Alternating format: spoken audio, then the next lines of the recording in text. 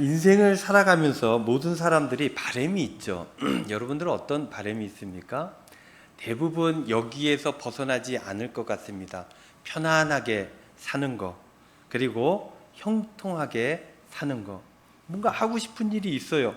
근데 뭐 하고 싶은 일이 있을 때마다 탁탁탁 막히는 게 아니라 뭔가가 길이 쭉 열리듯이 이것도 되고 저것도 되고, 이 일 하다 보니 이 일도 붙고 저 일도 붙고 해서 하는 것마다 기쁨이 생기는, 그렇게 마음이 편안한 상태의 삶을 살아가는 것, 이게 모든 이들의 바람일 것입니다. 그래서 세상의 수많은 종교들은 이 주제를 여러 가지로 다루고 있고, 이 주제들에 대한 해답 또는 방법에 대한 이야기들을 많이 하죠. 기독교는 이렇게 평안하고 형통한 삶을 위해서는 이렇게 돼야 됩니다 라고 이야기를 합니다. 어떻게 이야기를 합니까? 예수 그리스도 만나야 됩니다. 예수님 만나야 됩니다. 여러분들, 예수님을 만난다는 것은 굉장히 많은 의미들이 그 안에 들어가 있죠. 예수님을 만나면요, 우리는 다 만나봤기 때문에 아시잖아요.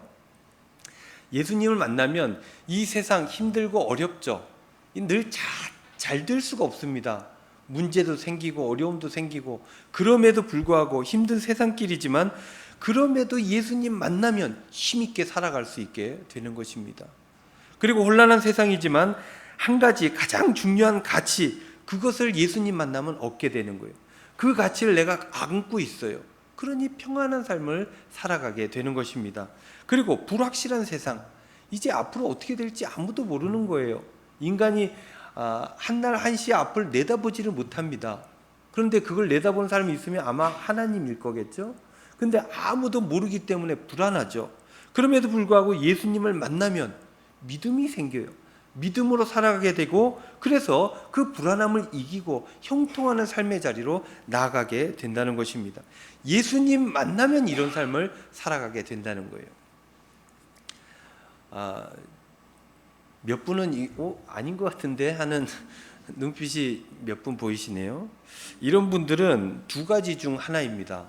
예수님을 못 만났거나, 예수님을 만났는데 너무 그 일이 오래됐거나, 둘 중에 하나인 것입니다.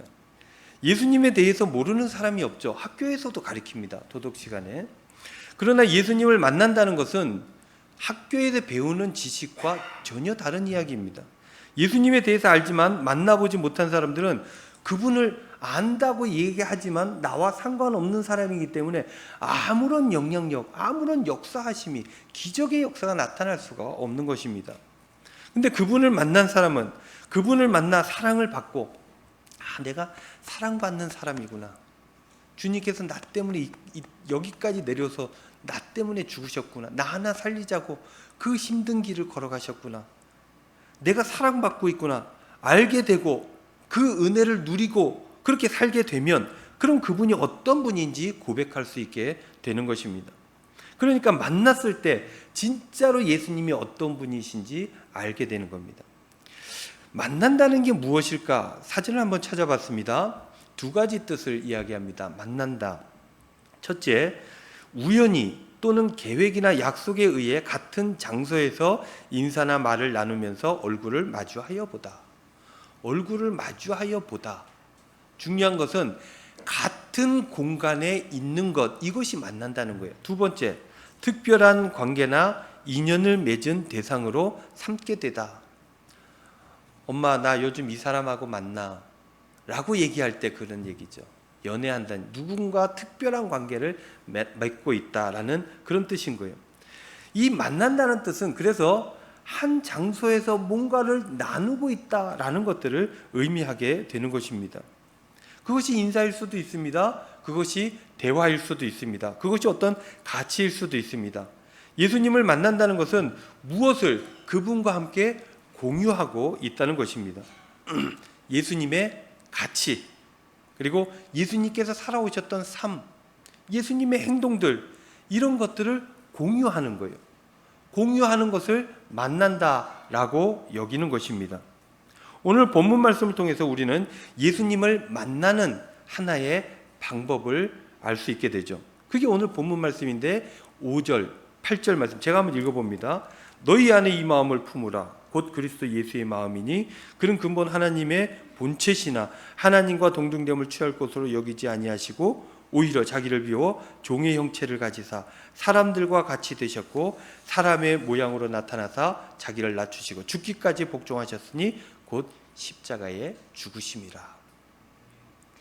오늘 본문에서 예수님을 만나는 하나의 방법으로 무엇을 이야기하고 있습니까? 겸손함이에요. 겸손함. 우리 마음속에 한 마음을 품고 살아가야 되는데 그게 예수 그리스도의 마음이라는 거예요. 그런데 그 예수 그리스도의 마음은 어떤 마음이에요? 겸손한 마음입니다.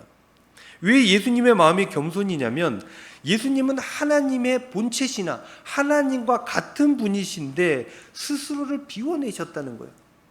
본인이 갖고 있고 누리고 있는 모든 것들을 비워내셨다는 것입니다. 비워내셔서 어느 자리로 가요? 종의 형체를 가지셔서 사람의 자리까지 내려가셨다는 거예요. 왜요? 여러분들을 살리려고, 사람들을 살리기 위해서. 그렇게 대신 죽지 않으면 이 사람은 하나님의 공의에 맞춰서 살려낼 수가 없기 때문에 대신 죽어주신 거예요. 그렇게 겸손함으로 다 비워내고 내려오셔서 사랑을 실천하신 것입니다. 잠언 8장 17절 말씀에 보면 이런 말씀이 있어요. 나를 간절히 찾는 자가 나를 만날 것이니라. 찾는 자가 만날 것인데 잠언 8장 20절 말씀에 이런 말씀이 있어요. 나는 정의로운 길로 행하며 공의로운 길 가운데로 다니나니. 예수님을 찾는 자가 만나는 거예요. 그런데 그 만나는 데가 어디입니까? 예수님이 다니던 길로 가야 만나는 거예요. 예수님이 하시는, 예수님이 살았던, 예수님이 생각했던, 예수님이 믿었던 그 삶의 가치들을 내가 공유하고 그 삶의 가치대로 내 삶의 자리에서 살아가게 되면 그 자리에서 예수님을 만나게 된다는 것입니다. 빌립보서에서 예수님은 겸손한 삶을 살아가셨으니, 그 길을 가셨으니 겸손한 삶을 살아가는 사람은 예수님을 만날 수 있게 된다는 것입니다. 이것이 빌립보서가 얘기하는, 바울이 권면하고 있는 예수님을 만나는 방법입니다. 겸손해지는 것. 그렇게 예수님을 만나면 어떻게 됩니까? 빌립보서 2장 9절에서 11절 말씀. 이러므로 하나님이 그를 지극히 높여 모든 이름 위에 뛰어난 이름을 주사 하늘에 있는 자들과 땅에 있는 자들과 땅 아래에 있는 자들로 모든 무릎을 예수의 이름에 꿇게 하시고 모든 입으로 예수 그리스도를 주라 시인하여 하나님 아버지께 영광을 돌리게 하셨느니라. 예수님이 겸손함으로 자기를 다 비워내고 종의 형체를 가지다 죽음의 자리까지 내려가셨더니 하나님께서 그를 세우신 거예요. 모든 이들이 예수의 이름에 무릎을 꿇게 하시겠다 그랬어요. 이 비워내는 것이 가장 높아지고 가장 대단하고 가장 충만한 삶의 자리로 나아가는 역설이다. 이런 역설을 우리에게 보여주고 있는 것입니다. 이 진리를 받아들이고 살아라. 겸손하게 비워내고 그러면 세상 무엇보다 충만하고 복된 삶, 형통하고 아름다운 평안한 삶을 살아갈 수 있게 될 것이다 하는 것이 우리에게 주시는 하나님의 말씀인 것입니다. 오늘 말씀의 제목이요, 영적인 삶입니다. 여러분들 질문을 하나 해볼까요? 대답을 안 하셔도 되고 속으로만 생각하시면 됩니다. 여러분들은 영적이십니까? 여러분들은 영적인 삶을 살아가고 계십니까? Yes or no 둘 중에 하나를 마음속에 떠올렸는지 모르겠어요. 그렇다면 여러분들 영적인 것은 무엇입니까? 무엇이 영적이기에 내가 영적이다 내지는 내가 영적이지 못하다 이렇게 판단을 했을까요? 교회 용어 사전을 찾아봤습니다. 영적이라는 단어를 넣어서 찾아봤어요. 그랬더니 이렇게 나옵니다. 하나님이 보시기에 합당한, 영적입니까 아닙니까 할 때 하나님 보시기에 합당하냐 아니냐 이렇게 볼 수 있다는 거예요. 또 육체에 상응하는 영혼에 관계된 것 이런 뜻도 있다는 거예요. 육체와 반대되는 어떤 일. 이 그 신약 성경 서신서에 보면 이런 얘기들이 굉장히 많이 나오죠. 또 성령 하나님의 역사를 통해 이루어진 신령한 것, 어떤 은사를 통해서 받게 되는 어떤 세상과 다른 어떤 양태들, 거룩하고 신령한 관점에서 라는 뜻이 있다는 거예요. 정리해 보면 영적인 것은 뭐냐면 하나님 보시기에 합당한 것이 영적이라는 거예요. 그리고 육체에 상응하는 영혼에 관계된 어떤 것이라야 영적이라든, 그리고 성령에 의해 이루어지는 신령한 어떤 것, 이런 것들을 가지고 있는 사람이 영적인 것입니다. 여러분들은 어떻습니까? 영적입니까? 어떤 사람은 영적인 것이 무엇냐고 물을 때 이런 것들을 맨 처음 떠올렸을지 모르겠습니다. 방언, 예언, 어떤 세상과 다른 어떤 요즘 우리 새벽 기도하면서 여기서 요즘 새벽 기도해요. 저는 새벽 기도가 참 좋습니다. 아침에 탁 나와서 새벽에 나와서 조용한데 여기 지금 공족이 돌아가는 소리 정도 살짝 들리는 그런 자리입니다. 해가 저기서 이렇게 싹 비치고 이거 커튼을 탁 쳐놓으면 여기 십자가만 집중할 수 있게 되고, 커튼을 살짝 열어놓으면 빛이 이렇게 몸을 쫙 비춰줍니다. 고요한 공간에 있는 게 참으로 은혜롭고 좋습니다. 그런데 요즘 새벽 기도하면서 관심들이 있는 한 포인트가 생겼어요. 방언. 방언이 무엇이냐? 내가 방언을 할 수 있느냐? 방언을 못하는 것은 은사를 받지 못한 것 아니냐? 영적이지 않은 것 아니냐? 이런 고민들과 생각들을 많이 하고 방언에 대한 이야기들을 많이 합니다. 그런 측면에서 보면 내가 신령한 언어로 기도할 수 없으니 나는 영적이지 않은 게 아닌가, 이렇게 생각하는 사람들도 있다는 것입니다. 방언이라고 하는 것, 이거 어떻게 정의하느냐에 따라서 굉장히 달라질 수 있지만, 방언으로 기도하는 사람은 우쭐대기 쉽고 방언으로 기도하지 못하는 사람은 기죽기 쉽습니다. 괜한 오해와 다툼이 생기기 마련이에요. 그 옛날 초대교회 고린도 교회에 이 일들이 있었어요. 그래서 난리가 있었습니다. 그래서 바울이 이모저모로 권면했던 말씀이 고린도전서에 쭉 이렇게 나와 있죠. 어떤 것이 영적이냐? 어떤 것이 영적인 삶이냐? 강준민 목사님 여러분들 들어보셨을 거예요. 영적인 것, 영성, 이런 것들에 대해서 이렇게 이야기를 했습니다. 우리의 마음은 그릇과 같아서 깨끗하게 비우는 작업을 먼저 해야 합니다. 이야기 포인트가 조금 다른 것 같지만 어쨌든 이 강 목사님은 영적인 것, 영성에 대해서 이렇게 얘기하는 거예요. 비우는 것, 이 작업, 이 애씀, 여기서 영적인 게 시작된다는 거예요. 영적인 사람은 어떤 사람이에요? 비울 수 있는 사람, 비워낼 수 있는 사람, 이런 사람이 영적이라는 거예요. 많은 경험, 이런 것들을 비워낼 수 있는 사람, 그것이 교회에서 쌓인 경험이든지 세상에서 쌓인 경험이든지 학교에서 배운 그 배움이라든지, 이 모든 것들을 어느 순간 어느 포인트에서는 비워낼 줄 아는 사람이 영적이다라는 것입니다. 그것뿐이 아니라 우리가 갖고 있는 기득권, 우리에게는 다 권리가 있어요. 여러분들도 여러분들의 삶의 자리에서 권력들을 가지고 있습니다. 그것들을 어느 자리에서 비워낼 수 있는지, 자기 주장 또한 자기 경험, 말씀에 대한 지식, 무엇이든지 내 안에 가득 차 있잖아요. 그것들을 어느 순간 비워낼 수 있는지, 그렇지 못한지, 이런 것들이 영적인지 아닌지를 판가름 짓게 된다라고 강 목사님은 이야기하고 있는 것입니다. 그렇다면 여러분들 비우는 게 뭡니까? 강 목사님 책에는 이렇게 나와 있어요. 비우는 것은 우리가 의지하는 삶의 줄을 끊어버리는 것을 의미합니다. 우리가 여지껏 의지하는 것, 이것만 갖고 있으면 나 괜찮아, 이것만 갖고 있으면 난 문제가 없어 하는 그것을 끊어버리는 것. 한 발은 세상적인 욕심에 두고 한 발은 하나님께 두는 분리된 헌신이 아니라 온몸을 하나님께 의탁하는 삶으로 나아가는 것이 바로 비우는 것입니다. 세상의 원리와 반대로 영성의 시작은 획득하고 취하는 것이 아니라 비우고 버리며 포기하는 것을 의미하는 것입니다 라고 이야기를 한다는 거예요. 그렇습니다. 영적인 것은 무엇인가를 막 하고 무엇인가를 채우고 무엇인가를 가지고 있는 것, 그것이 영적인 것이 아니라는 거예요. 영적인 것은 영원한 세상에 빗대어서 영원하지 않는 무엇, 이 세상에 있는 무엇, 그것이 우리에게 소중하게 여겨진다 하는 것일지라도 그 무엇을 끊어내고 비워낼 수 있는 것, 이것이 영적이라는 것입니다. 여러분들 비워져 있으면 어때요? 여러분들 요즘 속이 좋으신지 모르겠어요. 뭔가가 가득 차 있습니다. 화장실을 가야 될 신호가 막 오기 시작했어요. 근데 나는 고속버스 안에 있습니다.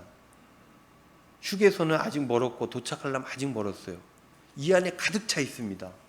여러분 어떻겠습니까? 그런데 어떻게 참다가 휴게소에 도착했어요.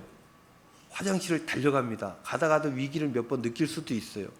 화장실에 탁 들어갔어요. 비워냈어요. 어떻습니까? 비유가 매우 부적절하지만 제가 어제 고민을 좀 해봤습니다. 너무나 와닿는 비유 아닌가 하는 생각이 들어요. 이 비워내는 건 이런 거예요. 여유로워지는 것입니다. 여기가 비워지면서 뭔가 다른 세계가 보여집니다. 그전에는 아무것도 안 보이는데 비워냄으로 인해서 다른 세계를 만나게 되고 다른 사람들을 보게 되는 거예요. 좀 모자라지는 것입니다. 다른 말로 표현하면. 모자란 사람은 자기 것을 잘 못 챙기죠. 똑똑한 사람들이 자기 것 잘 챙깁니다. 남의 것까지 챙깁니다. 내 것도 내 것, 네 것도. 그렇지, 우리 사모님들이 다 그런 인생들을 사시지 않습니까?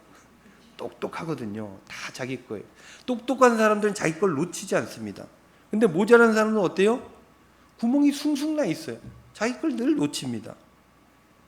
모자란 사람은 다른 사람 무시하지 않아요. 왜요? 자기가 모자라니까.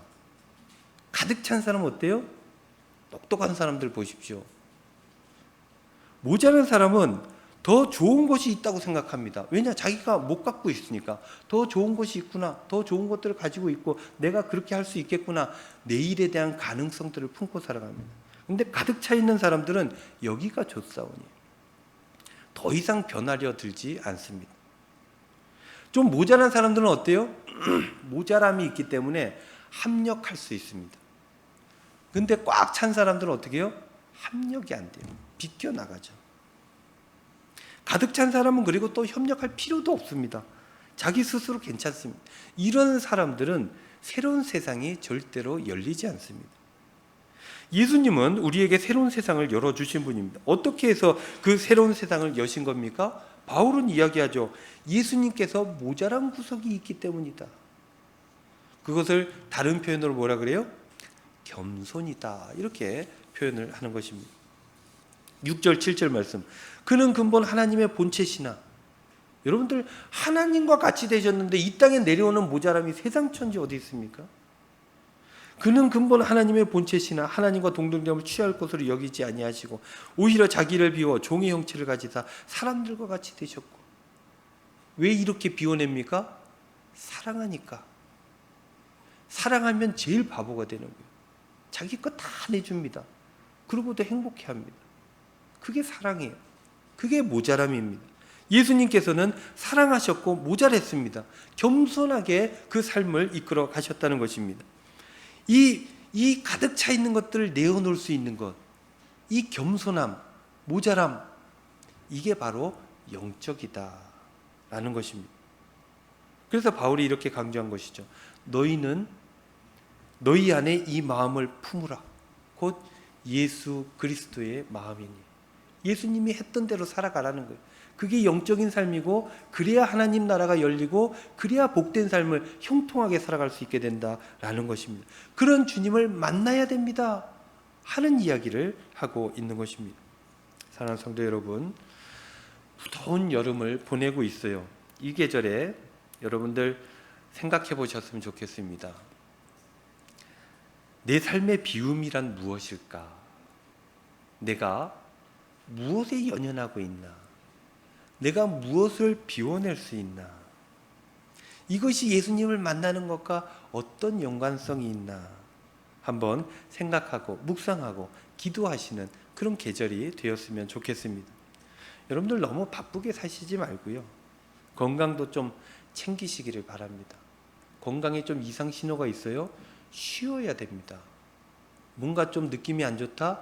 쉬어야 됩니다. 그리고 기도해야 됩니다. 육적인 건강뿐만 아니라 영적인 건강도 여러분들 좀 챙기시기를 바랍니다. 수요 기도회가 우리 교회에 있어요. 새벽 기도회도 있어요. 늘 말씀드리는 거지만 수요 기도에 나오기가 쉽지가 않습니다. 왜냐하면 또 우리 교인들은 또 멀리 계시잖아요. 그래서 차 타고 오는 게 쉽지 않아요. 그러나 여러분들 늘 한 번이라도 경험해 보신 분들은 아실 거예요. 이 공간에 들어와서 함께 기도하고 함께 말씀 나누고 하는데 주시는 은혜가 남다르다는 거예요. 새벽 기도 혼자 딱 나와가지고 이 어두운 십자가만 밝혀져 있는 곳에 앉아 있어 보십시오. 하나님을 만나게 됩니다. 담임 목사가 설교를 잘해서가 아니라 뭔가 대단해서가 아니라 우리 교회가 그게 아니라 그 영적인 공간에 가 있는 것만으로도 하나님께서 주시는 음성이 있고 하나님께서 이끌어 주시는 역사하심이 있게 되는 거예요. 그렇게 시간을 비워내야 됩니다.